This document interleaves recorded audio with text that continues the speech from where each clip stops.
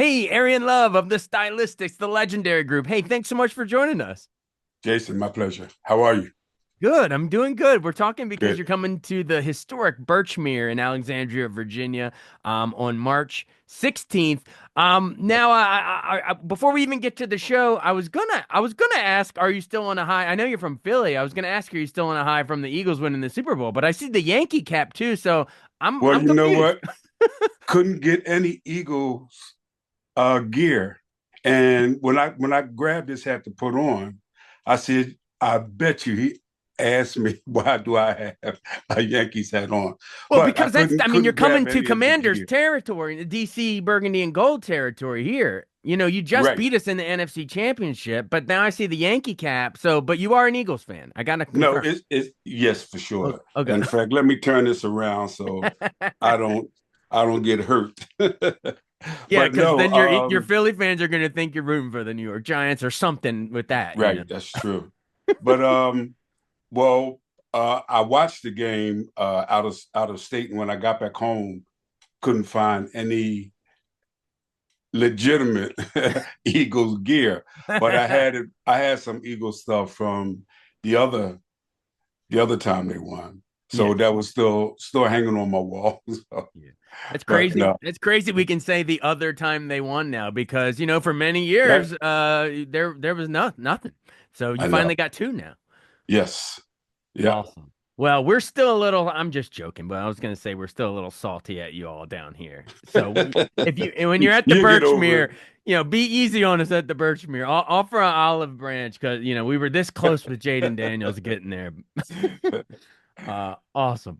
But anyway, yeah. So now it's pivoting to the actual show. I assume you played the Birchmere before. It's a historic spot. Have you all swung through there? Yes, we have. Yeah. In fact, I kind of lost count, but this is either the third or the fourth time coming Okay. coming up. Awesome. What's cool there is, when you're out in the hallways, you see all the different records and signed pictures and stuff Hmm. of everyone. Kind of like behind you, all the golden records you have.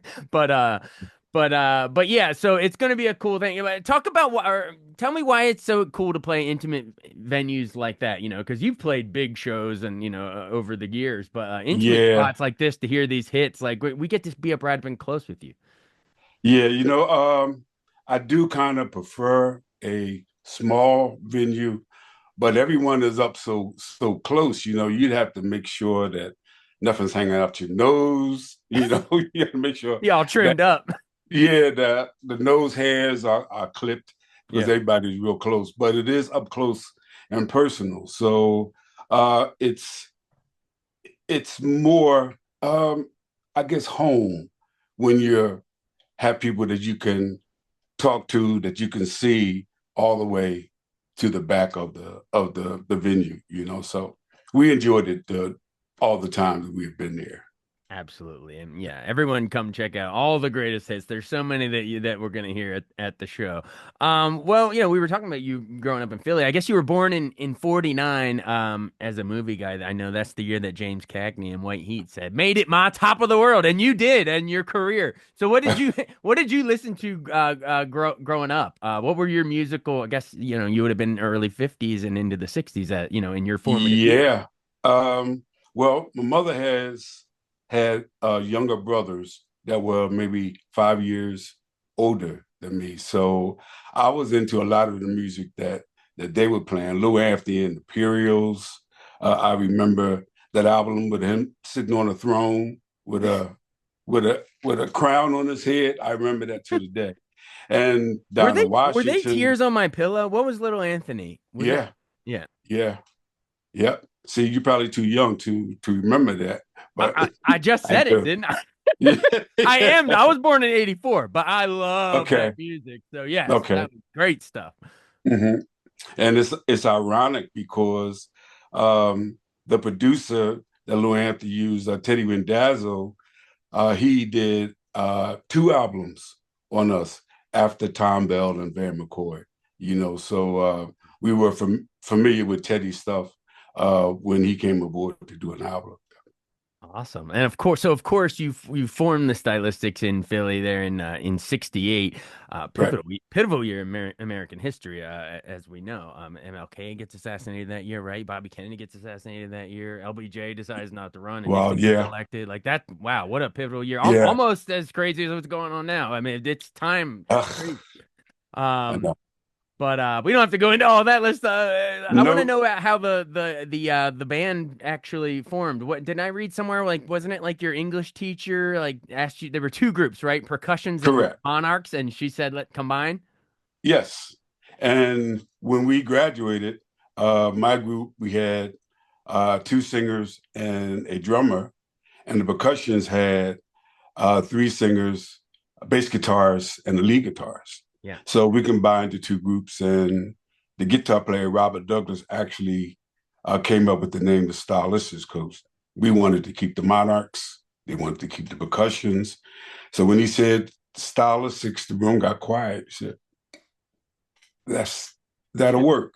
Something that Yeah. both neither wanted to budge. So you both you're like that can be a good compromise name. And actually, it's Yeah. catchier than all of them. So and it's lasted all this year. So I think you made the right Yeah. call. Yeah. I think so. I Yeah. think so. You worked out pretty well. I think 12 consecutive top 10 hits on the R&B chart, something like that. So we don't have Yeah. time to go through all of them, obviously, but I'll pick, a handful to do a deep dive Okay. because Great. it'll preview some of the songs we'll hear here at the Birchmere, some backstories. Okay. Great. Um, so I guess let's start with in '71. Stop, look, and listen to Hmm. your heart in parentheses. I know it's later covered by Diana Ross and Marvin Gaye in '74, but your Right. version, I guess, was number 6 on the Billboard R&B chart. It even cracked the overall top 40 as well. So it was a pretty big hit. Co-written by Tom Bell and Linda Creed. Uh, Correct. the name Creed in Philly makes me think of Rocky. Creed and Oh, Creed. all right. And I guess now I think about it, Tom Bell is like the Liberty Bell. Sorry, all kinds of weird Yeah. tie. Anyway, memories of they wrote it, but memories of seeing that come across your desk or in the studio the first time and being like, "Ooh, we got something here." Yeah. In fact, well, that wasn't the first song we actually recorded. Yeah, Once he put the two groups together, we were working locally in Philly, yeah. just the club singing. And a gentleman by the name of Bill Perry came to our show and he said, "You guys interested in recording?" We said, "Sure." He said, "You got any original material?" Yeah. And the guitar player, Robert Douglas, said, "Oh, yeah, I have a song that I wrote." He said, "Well, let's go in the studio." So he took us in the studio. I think the session cost him $500. And we recorded our first song, "You're a Big Girl Now," Yeah. which he released on a local level. And then he sold it to Avco Records, Mm. and they released it national. And from what we heard, Bill got like $10,000 for the sale, but we didn't see him anymore. Yeah. Bill is like totally, totally disappeared. Just So skips town. yeah, from the success of that, uh, Avco came to us and said, "Well, we got to do an album," and that's when they got in touch with Tom Bell to reduce Okay. our sale. Gotcha. And that album was the self-titled album, the Stylistics, right? So Right. that had You're a Big Girl Now on it, and it had Stop, Look, Listen, and what? You Are Everything. You everything. Bet you by golly, Bet you by golly, wow. wow. Yeah. People make the world go around. I mean, that was a Yep. that's awesome. That's quite an album there. That we're just listing multiple hits all on that breakthrough album. Yep. Um, well, do you have any yeah, so that's sort of how, it came together for the album, but just in Mhm. terms of the song itself, Stop Looking and Listen. Why do you think it did so well?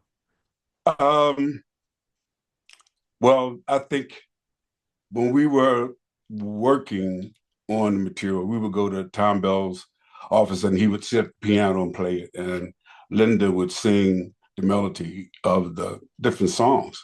And I don't know, just something about Tom Bell's music. When I heard it, like the hairs on the back of my neck would stand up and I would Oh get yeah. goosebumps and I would say, like, that's going to be a good song. Yeah. And most of the songs I heard from Tom Bell, I felt that way. And Stop, Look, and Listen, I think, was the first release from the first album. Yeah. And I remember hearing it coming home, and it was on the radio coming out of a neighbor's house. And that was the first time that I heard it on the radio. You're like, we made it. It's out there now. Well, we worked more. We started working more after the release of that. And I was working at a bank here in Philly in the computer department, and work was coming in left and right. And I had to give my supervisor a notice, that I first was going to take a leave of absence. Yeah. And she said, let's see how it works out. And I did that for about a week and a half. Then we were scheduled to do the Apollo Theater, and that ran 7 days. And I said, no, I got to give you my resignation. She said, well, just take another leave of absence. So I was still living at home. I was 18 years old.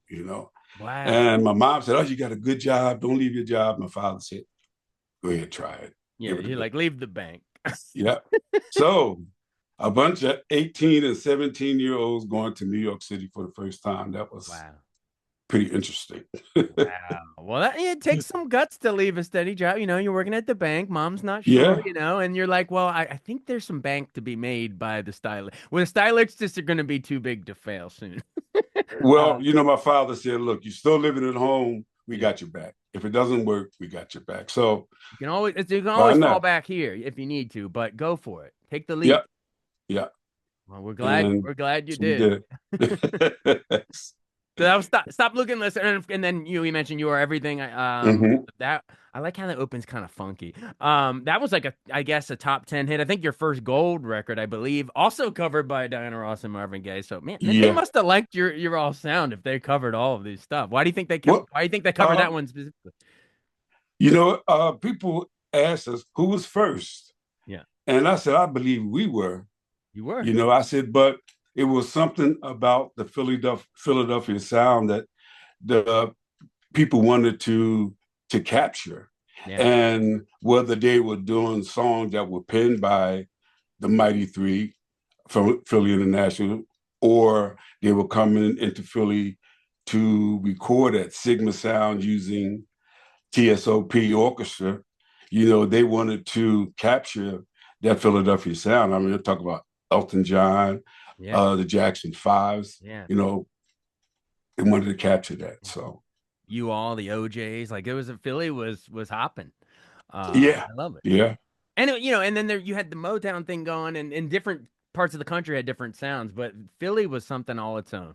It's awesome. yeah. But Motown was a little before Philly, Yeah. but when Philly came out, Motown got a little quiet, and like I said, the Jackson Five came to Philly to record to Yeah. capture that sound. So It was the new hot spot. yeah. Awesome. Well, we're talking about how they all started covering your stuff. Stop, Look, and Listen. You were everything. But I Mhm. believe it kind of went the other way for Betcha by Golly Wow, right? Wasn't that originally a Connie Stevens song in 70 and you all covered it and made it about like a minute longer? That's I right. did find that out. Yeah. Yes. Yeah. Yeah. She was first, but at the time we didn't know that. Right, and a lot Yeah. of people probably a lot of listeners probably associated with you all anyway. Hmm. You know what I mean? So Yeah. you put your own spin on it. All right, maybe time for a couple more. How about in '72? I'm Stone in Love with You. I think that was Hmm. another. I think that was number 4 on R&B charts, but also on the overall Hot 100. I think still a top 10. So you all are mainstream across the different charts. I think Johnny Mathis later covered it, another legend. Yeah. But let's do a deep dive into it. This is the song you can really hear Russell Tompkins falsetto in this one. I really think Hmm. Frankie Valli had done that before, but and Bee Gees would do it after, I guess, the falsetto stuff. But yeah, why do you think that why do you think the falsetto works so well in that song? We'll get to your baritone and some of the other ones later, but let's give him his flowers in this one. Well, I met Russell in junior high school, Yeah. and I remember there was a performance that the whole school went to the auditorium, Yeah. and he came out on stage and had the all-girl choir backing him up. And when I heard him sing, I said, "Oh my God, who is this guy?" Yeah. And then in school, I mean, we had like it was called Roberts Vaulks was the school, but every year they had what they called the Vaulks highlights, and they had like a big production Yeah. play put on for a weekend each year. And this particular year, I was in the play called The Mikado. The the whole garbs and the makeup and everything on, and Yeah. that's where I officially met Russell because he was in the play also. Three Little Men from something or something like that, I forget. And then I found out that we live a block away from each other in the same neighborhood. Wow. So when we became close, that's when we put together our little group and we were singing Right. locally. But Russell's falsetto floored me in junior high school, and Tom Bell just zeroed in on his falsetto Yeah. for a majority of our early recordings. Absolutely. Yeah. I think a year or two ago, Rolling Stone magazine ranked his voice on its list of like the top 200 greatest singers of all time. And Wow. you're Okay. right. You're right there. You're right there with him. It was yin and yang, I think. But anyway, that was yeah. So I'm Stone in Love. You really hear it, and then what follows that? Break Up to Make Up. I think is a top five hit, not just R&B, but like overall. Again, Billboard Hot 100. So you're Okay. dominating the charts, I think, at that point. But Yeah. Break Up to Make Up. You'll hear that reference all the. I feel like I've heard that reference in all kinds of pop culture since then. Yeah. But And when I heard that line, and then afterwards I started hearing songs reference that, and I said, "Are they talking about our song, or yeah, that's just you know part?" And you like you everything, it's just yeah. the same thing, So, but It's it a was catchy interesting. turn of phrase. It rhymes. It's catchy, and Hmm. it's got some substance too. I like. That's Linda Creed's magic, man. She was just an awesome person, period. She just had a sweet soul. And we met her years before we even started recording. And this is with the Monarchs. And we were at one of our rehearsals, and she came in with our choreographer. And she wanted to be a singer at that time. And I didn't remember that until she brought it up when we were in the studio working. She said, "You remember that I came to your house to rehearsal?" And then I went back. I said, "Oh my God, yes, yes, Linda Creed. I mean, I haven't had too many white girls come to my house, Right. and, Yeah. and but her spirit was always the same, Wow. always the same. Was a sweetheart. Rest in peace, Linda Cree. Yes, sir. Spirit Yeah. lives on. Awesome. Yeah, so many great songs co-written here by her. All right, well, maybe time for one more. Of course, we got to do the big one. In '74, You Make Me Feel Brand New. I think that. What's the name of that one? Yeah, yeah. What is that song again? I Yeah. can't quite put my thing. What is that song? You probably don't remember it. Yeah, Probably all, it comes back. Yeah, I think I vaguely remember it's that. somewhere Yeah. rattling around. It's probably Yeah. all over your gold records behind. But no, in all seriousness, I think it went to all the way to like number two on the Hot 100. It was maybe almost like the number one song when it came out. But Yeah. this one, we talked a lot about Tompkins' falsetto, but this one you Mhm. sort of shared the lead vocals, the deeper baritone, and yours is actually the first we hear on the song. So, Right. ladies and gentlemen, pinch yourself now as you're listening to this. I'm doing the same right here because your voice, the one we're talking to, is the one, that famous one that goes, "My love, I'll never find the words, my love." Oh, I can't believe that we're actually Yeah. talking to that. Um, Just 40 something years older. That's all. You've probably sang it so many times and discussed the making of it so many times. But yeah, I mean, is there a way, if you close your eyes, is there a way to remember? It's probably hard. The first time you were able to, be the channel for that. It's all time stuff. Yeah. Well, Jason, it's funny because I think I did that in two takes. Wow. And Tommy said, "Okay, that's it." I said, "Yo, no, Tommy, wait a minute. I got one part I want to correct. I don't like the way it sounded. Nope, it's fine. It's fine. Leave it alone. Leave it alone." We spent all day going back and forth, back and forth. Yeah. And he left it. And today when I hear it, I kind of like cringe because I said, "Damn, should have corrected that." I Really? So know it. you're still well, you're your own worst critic. The rest of us, it's Yeah, that's how we know it. yeah, yep. But to date, that has been the biggest selling song for the Stylistics, and not only here in the United States, but like all over the world. It's a popular song, very popular.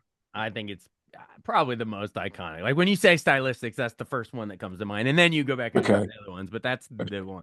Um, and I believe it. I believe it. It also it earned your only Grammy. Hard to believe, but your only Grammy nomination, right, for best pop vocal performance by a duo slash group. Yeah. That came out the year before. Mm, And the record company was saying, okay, well, we want you guys to go to to the Grammys and this and that. yeah. And so we said, well, maybe we're winning the Grammy. And then they receded on that invitation and said, well, maybe they know we lost. We're not getting the Grammy. But we got the little Grammy as, Yeah. you know, nomination. But Then you were nominated. Yeah. Well, you don't need those shows. yeah, yeah, right. Yeah. But it's funny because the song was everywhere. I forget the daytime show. I don't know if it was General Hospital or one of those. Yeah. But they played You Make Me Feel Brand New on that. I said, oh my goodness, this song is going to be a hit. And the record company didn't want to release it as a single. Really? Yeah, we did it on our shows and got a great response from. Went back and told the record company it should be our next single. No, no, we don't think so. It's too long. It's too that. They gave you every excuse that they possibly could come up with. Yeah. And we told our manager, look, Jack, you gotta, persuade these knuckleheads. They need to release it as a single. Yeah. And they did. And I think you were right. yeah, yeah, It worked out. yeah. Hindsight. Um, yeah, I mean, well, not only Grammy nomination, but your biggest hit ever, and I think it's been covered by Babyface and Ronnie Millsap, and I think Roberta Mhm. Flack did, who just died. I So know. Yeah. well, that's actually a good time to ask you about this because that's a timely news event. Yeah, what did Roberta Flack mean to music? I mean, it goes without saying, but I'd love to hear your take, your memories. Yeah. I think we worked with Roberta twice.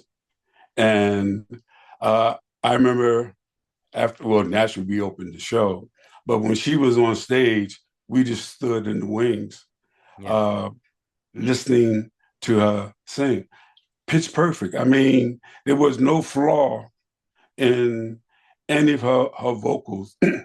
And then I was just amazed that she could play the piano and sing like that at the same time, and still never got a chance to actually sit down and talk with her. Yeah. But yeah, I was definitely impressed. Then I found out that she was a music teacher, a voice teacher afterwards, so Wow. I'll yeah. think of all the students she probably inspired and taught. Yeah. Wow, that's awesome. Rest in peace. All right, so yeah, so then if we're moving chronologically, so You Make Me Feel Brand New, that's like the biggest hit. And then after that, I guess you all were invited on Soul Train right around that time, right? I think you were on there twice, I believe. 74 and 84, something like that. I don't remember the years, Yeah. but it was before um, You Make Me Feel Brand New because we sung Bet You Back Alley Wow. Ah, okay. Yep. Gotcha. Well, go a little further. What was it like getting to play? I mean, that's an iconic show at this point, you know. Yeah. Is it Well, nerve-wracking being on TV like it, that? yes, yes, and you really never get over it. But I was trying to bring my memories together. The first time we did wasn't Soul Train in Chicago. Believe. Yeah, we did it in Chicago first, and then when they moved out to LA, we did it in LA also. But I think it was a total of 3 times that we did the Soul Train. Wow. And also, I get now that And I now have that much hair. you what? Much Say again. had much more hair back then. See, Had now a we know whether big it's old afro. A Yankee cap or a Philly hat. Now, either way, it's the same thing going on underneath or lack Yep. thereof. Hey, man, everybody's doing that. You got the Rock and Vin Diesel look, you know? Hey, it's ordered by Mother Nature. I was not going to be that guy that took that piece of hair and just like put it over there and Yeah, put this no, next one there. Nope, I have to There's a shave it lot of all that off. going on in the Yeah. highest offices these days. Don't you just Yeah. rock, go natural. That's what I'm Yep. talking about. Spray Um, it orange or something, yeah, I don't know who we're talking about. Yeah. Uh, Yeah. no, I think you keep doing what you're doing. You're doing it right. Yep. Okay, so that was Soul Train, and then I know Saturday Night Live just celebrated 50 years. So, but I believe you all performed on that. Because I remember seeing it before we actually went on. Yeah. And every once in a while, I get uh, a $6.27 check from Oh, like a royalty. Thanks, Lauren for Michaels. Saturday Night. But memory, do you have any? I mean, you've had so many memories. So, but do you have any memories of the cast or any of the sketches while you were there and interactions backstage? See if we jog a memory. No, I don't. But I remember we didn't do a skit or anything, but we basically stayed in the green room until it was time to come on Okay. and perform. And I think it was You Make Me Feel Brand New, Okay. too, if I'm Yeah. not mistaken. Yeah. Yeah, it was right around that time, so it probably was. We'll have to look it up, see if we can find it on YouTube or something. Yeah. And I And think they might owe me a couple more checks since then. see, Yeah. watch this or listen to this podcast, folks, and get the man some extra checks. We got royalty. Yes. Well, same with Soul Train reruns or Showtime at the Apollo. You all were on that too. So yeah, come on. Right. Where's these Yeah. royalties? Let's go. Well, you've been generous with your time. So before we run, some lifetime achievement stuff, I want to remind folks you were the Stylistics was inducted into the Vocal Group Hall of Fame, right? In '04. Yes. Nice. Yes. And I Yeah. believe I looked up the class the class of 2004 that you went in with, and it's like Mhm. everybody. It's a who's who. It's like the Beatles and the Everly Brothers and the Ronettes and the Marvelettes and the Okay. OJs. Uh, but yeah, did you actually go to this ceremony? You say you didn't go to the Grammys, but did you go to Yeah, this one? no. In fact, He skips we them all. were we were out of the country. Okay. Yeah. Yeah. Well, how big I of an think honor to go in with the likes of those legends I just yeah, mentioned. for sure. Yeah. Yeah. And coming up, there's a Walk of Fame in Atlantic City, New Jersey. Oh, really? And we're getting a star or something on April 26th. Right. So we're going up for that. Not the Going to Hollywood try to Walk get of all Fame, the old guys. Atlantic City, right? That's Yes. closer to Philly anyway. They're closer to Hmm. the home stomping grounds. All right, Yeah. I love it. So next time we play Monopoly and they got the boardwalk in the park, all the Atlantic City, we'll have one little piece that we can land on the Stylistics. Yeah. And those streets are in order, just like the game. Yeah. I love it. I did not know I'd be talking to you about Monopoly, but here we are. um, well, hey, real quick, you've been generous. We mentioned that the OJs were in that same vocal group Hall of Mhm. Fame class as you, and we mentioned earlier that they were a Philly group. Did you feel any friendly rivalry with them? Rising tide raises all boats, but did you all push each other? You think coming out of Philly? Um, Not so much the OJs. I mean, they were just in another caliber that I don't think we had achieved. But I mean, like Blue Magic, Yeah. um, they came out after us, and their producer was Norman Harris, guitar player that played on Tom Bell sessions Mm. on our music. So if you listen to some of their orchestrations, it's pretty close to Tom Bell. Ah. And then the lead singer was a falsetto also. And they're all from Philly. So, but I remember we were at the Uptown Theater in Philly, and Russell got sick. And Ted Mills is the first lead singer. There you go. And he came and said, well, I can sing his part. I looked at him. Oh, no, you can't. And so the rivalry was always there, Blue Magic and the Stylistics. Now we work together occasionally. In fact, I think we might have did a show together last month. And we're just friends now. And they go on stage and do their best, and we go on stage and do our best and just leave it at that. I love But it. in the 70s, everybody was a part of what was happening in the 70s. It wasn't really any uniqueness to anything because the music hadn't grown. Now 50 years, 57 years later, um, the butts that are in the seats, they came there to specifically see the Stylistics and hear their music. And then from our perspective on stage, and that's another reason why I like the closeness of a club, you can see people's emotions, They're you know, crying when you're singing these songs. crying, clapping their hands, Yeah. and you think like, wow, that the song has, touched their lives in a certain way that it Yeah. is bringing tears. So maybe it represents a loved one that have passed that Hmm. they shared this music to. It's just, so many emotions that we can visualize and see right there from the closeness of the Birchmere stage. I believe everything you're saying because you look up any of these songs right now, folks. Go to your official YouTube channel and look them up. The comment section is exactly what you just said. People are like, Uh-huh. "Oh, my mom passed away, and I remember her," or "We got married to this song." It's just Yeah, nonstop memories. It's memories. amazing. Yeah.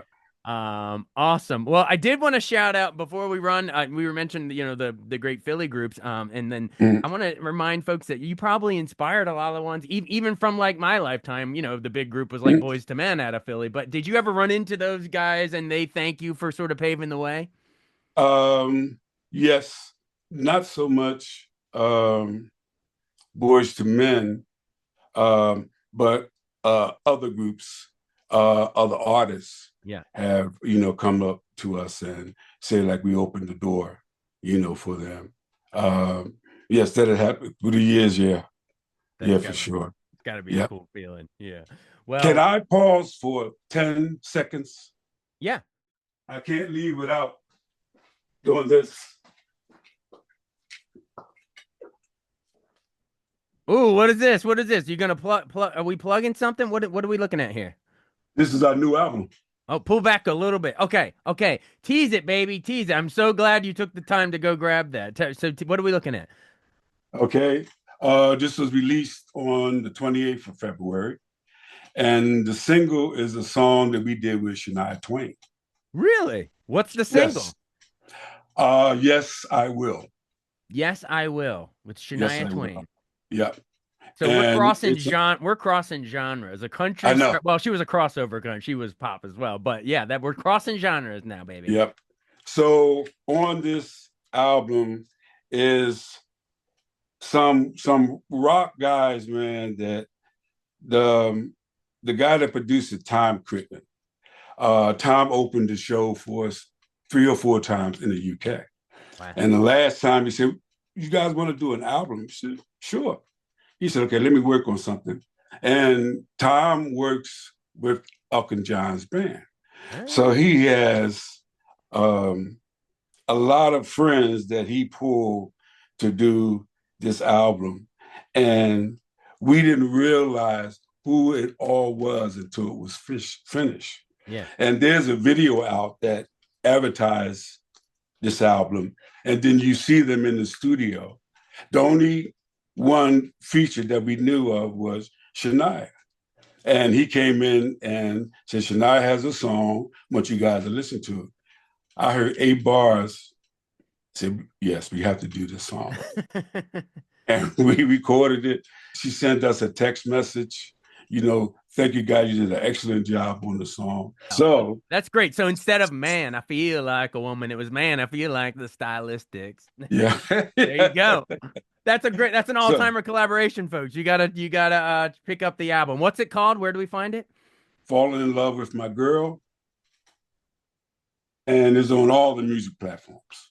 Awesome. Check it Yeah. out. Well, thanks. I'm glad we were able to get a plug in there for some new stuff. In addition to all these backstories on these iconic hits. I Yeah. appreciate that.